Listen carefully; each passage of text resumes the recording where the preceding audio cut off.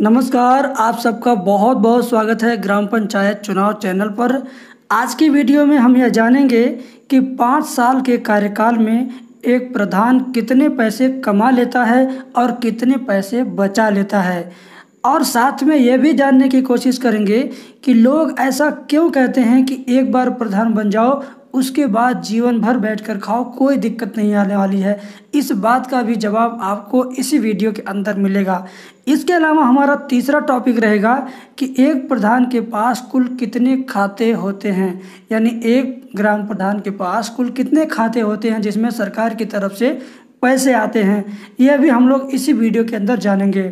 चौथा टॉपिक है हमारा कि प्रधान के किस खाते में किस काम के लिए कितने पैसे आते हैं और वह किस काम में किस खाते के पैसे का इस्तेमाल करता है। यह भी हम इसी वीडियो के अंदर जानने वाले हैं। साथ ही साथ ये भी जानेंगे कि प्रधान के किस खाते में सबसे अधिक पैसा आता है और आपको हम यह भी बताएंगे कि प्रधान दूसरे गरीबों के खाते से लाखों रुपए कैसे कमाता है। यानी ये सबसे इम्पोर्टेंट टॉपिक होगा इस वीडियो का कि प्रधान के पास कुछ खाते होते ही नहीं हैं, लेकिन फिर भी प्रधान दूसरे गरीबों के खाते से लाखों रुपए कैसे कमाते हैं। इस टॉपिक पर भी हम इस वीडियो के अंदर चर्चा करने वाले हैं। और सबसे लास्ट में हम यह भी जानेंगे कि यदि आप ग्राम प्रधान बन जाओगे तो कितने रुपए कमा सकते हो और कितने रुपए बचा सकते हो। तो चलिए वीडियो को शुरू करते हैं और एक एक करके सारे टॉपिक को कवर करते हैं और सारे टॉपिक की सच्चाई जानते हैं। सबसे पहला सवाल कि एक प्रधान के पास कुल कितने खाते होते हैं। तो मैं आपको बताना चाहूँगा कि प्रधान के पास लगभग 7 से 8 ऐसे खाते होते हैं जिनमें सरकार की तरफ से पैसे आते हैं। एक खाता होता है 14वां वित्त का, राज्य वित्त का या 13वां वित्त का।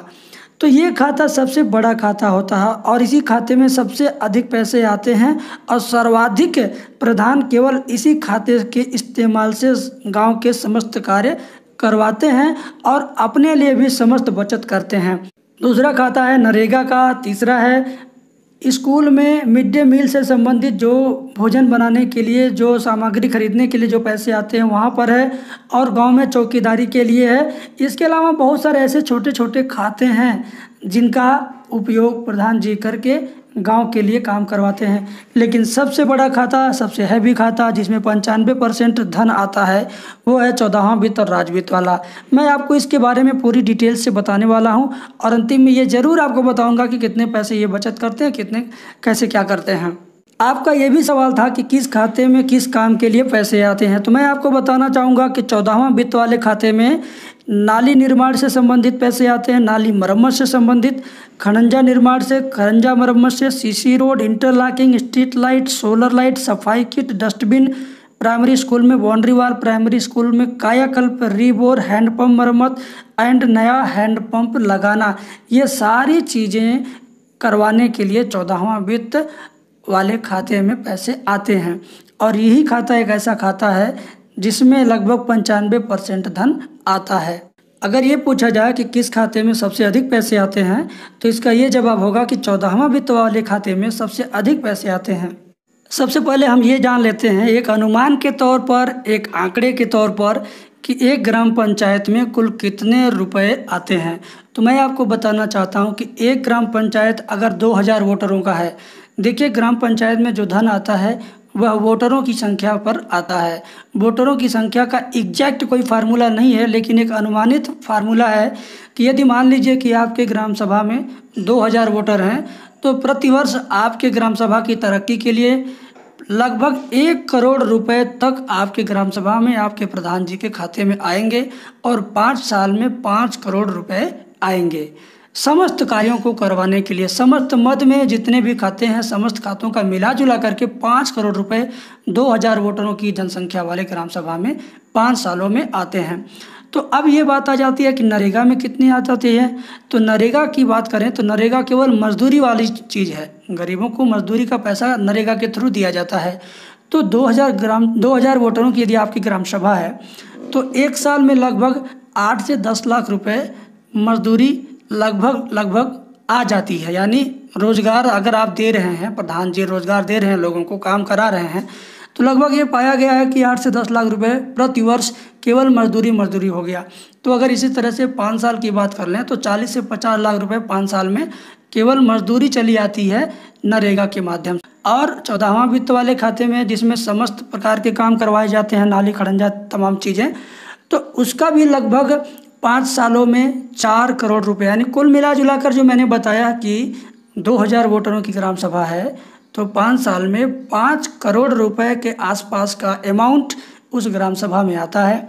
आपके प्रधान जी उन्हीं पैसों का हेर फेर करते हुए या अच्छे मन से सच्चे मन से हेर फेर करते हुए गांव की तरक्की के लिए काम कराते हैं, और उसमें से गांव को भी रोजगार मिलता है और उन्हें भी रोजगार मिलता है, वो अपनी भी बचत करते हैं, लोगों की भी इनकम करवाते हैं। मैं ऐसा इसलिए कह रहा हूँ कि मैंने एक ग्राम सभा का नहीं, मैंने लगभग हजारों ग्राम सभा का डेटा निकाला है, नरेगा वाला, 14वां वित्त वाला, आवास वाला, पेंशन वाला, शौचालय वाला, सारा का सारा डेटा निकाल के मैंने कैलकुलेशन किया तो यही एवरेज आया है कि 2000 वोटरों की ग्राम सभा यदि है तो 5 वर्षों में कुल 5 करोड़ का धन उस गांव में आ जाता है।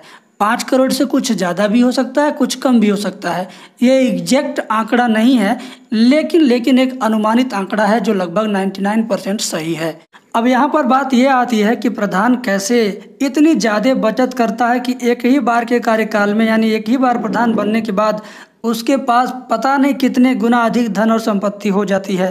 तो इसका सीधा सा जवाब है डुप्लीकेट काम कराना।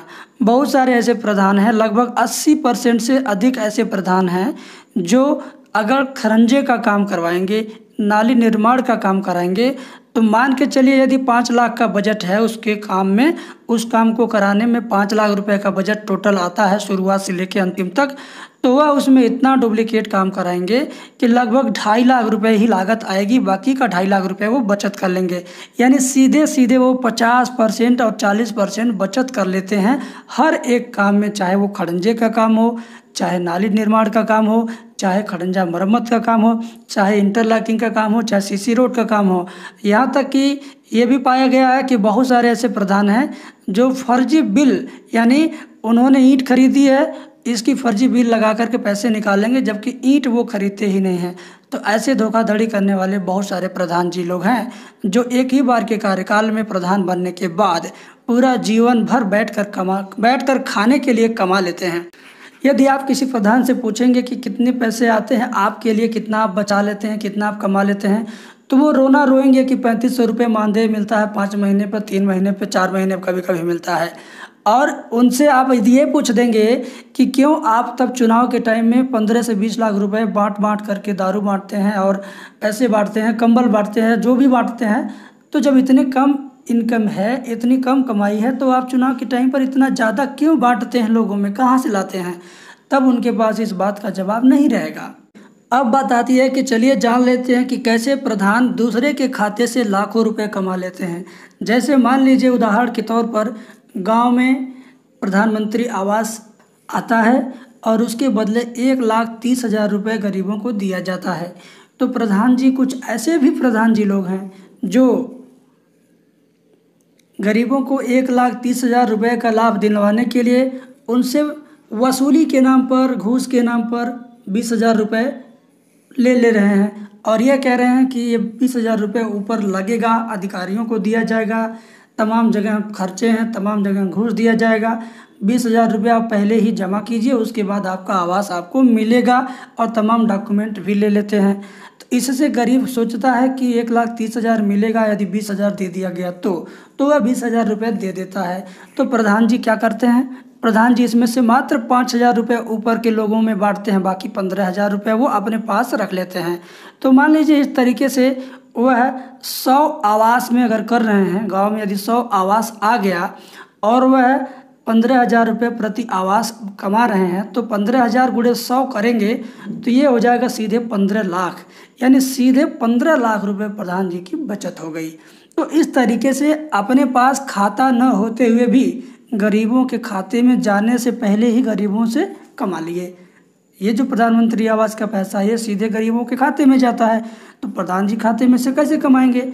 वो तो इस तरह से गेम खेलकर कमा लिए, पहले ही उनके खाते में जाने से पहले ही कमा लिए, बचा लिए कई लाख रुपए। तो इस तरह से आपको पता चल गया कि प्रधान जी के पास खाता न होते हुए भी बहुत सारे खाते वाले हो गए और बहुत सारे पैसे वाले हो गए। और अब बात आ जाती है नरेगा की।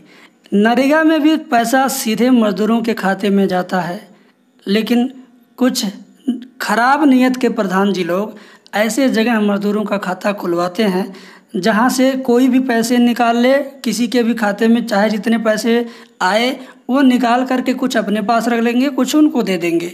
जैसे मान लीजिए कि किसी मजदूर ने 10 दिनों तक की मजदूरी की, 182 रुपये के हिसाब से 10 दिनों की मजदूरी हो गई 1820 रुपये।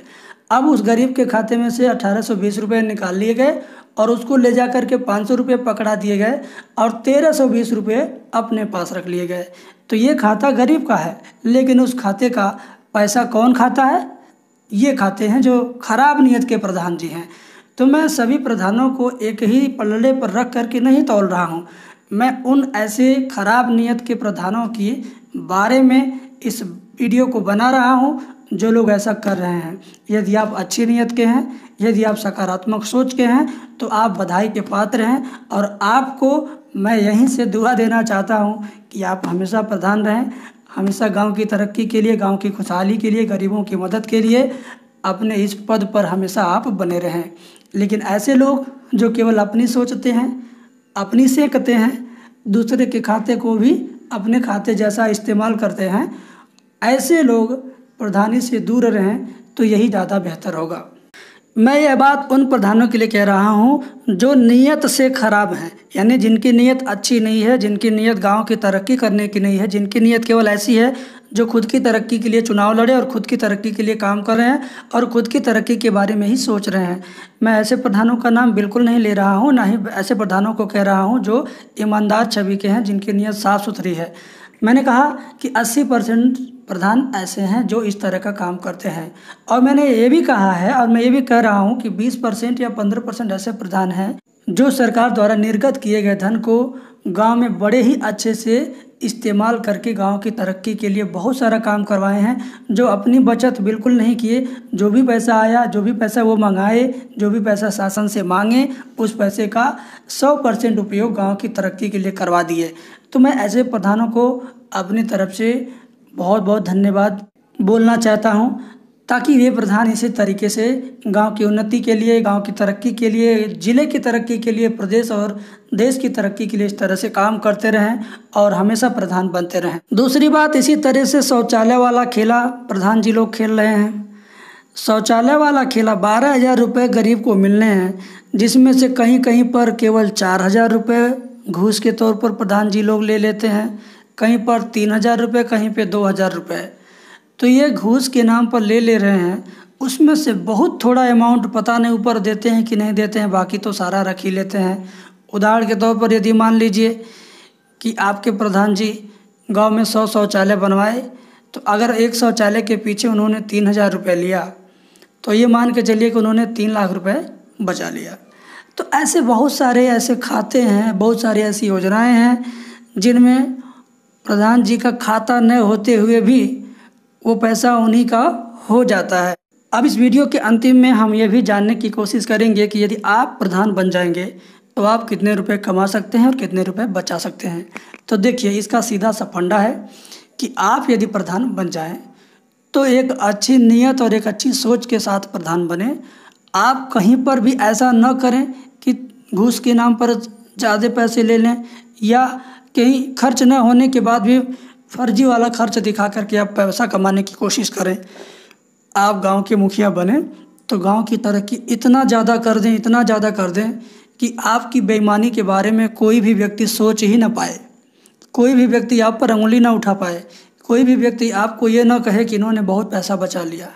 आप इतने ईमानदारी से, इतने निष्ठा के साथ काम करें ताकि लोग हमेशा हमेशा आपको ही प्रधान बनाएं और हमेशा आपको एक अच्छे निगाह से, एक अच्छे नज़रिए से देखें। हाँ, यदि आप चाहते हो कि आपके ग्राम सभा में कितने पैसे आए, आपके ग्राम सभा में 1000 वोटर हैं कि 800 वोटर हैं कि 2000 वोटर हैं कि 5000 वोटर हैं, आपको यदि जानना हो कि आपके ग्राम सभा में अब तक नरेगा के माध्यम से, 14वां वित्त के माध्यम से, शौचालय के माध्यम से, आवास के माध्यम से कुल कितने लाख कितने करोड़ रुपए आपके ग्राम सभा में आए 5 सालों के दौरान, तो आप हमें संपर्क कर सकते हैं। हमारा मोबाइल नंबर आपको स्क्रीन पर दिख रहा है, आप इस पर केवल व्हाट्सएप करके संपर्क कीजिए तो ज़्यादा बेहतर होगा। सुबह 11 बजे से लेकर के शाम को 5 बजे के बीच आप संपर्क कर सकते हैं और यह पूरा डाटा निकलवा सकते हैं और आप पता लगा सकते हैं कि कहाँ कहाँ किस किस मद में कितना कितना पैसा आया और कहाँ कहाँ पे खर्च हुआ। लास्ट में चलते चलते मैं ये भी कहना चाहूँगा कि यह वीडियो मात्र जानकारी के लिए बनाई गई है, न ही किसी प्रधान को कुछ कहा गया, न ही किसी प्रत्याशी को कुछ कहा गया। जैसा जिन्होंने किया वैसा ही कहा गया।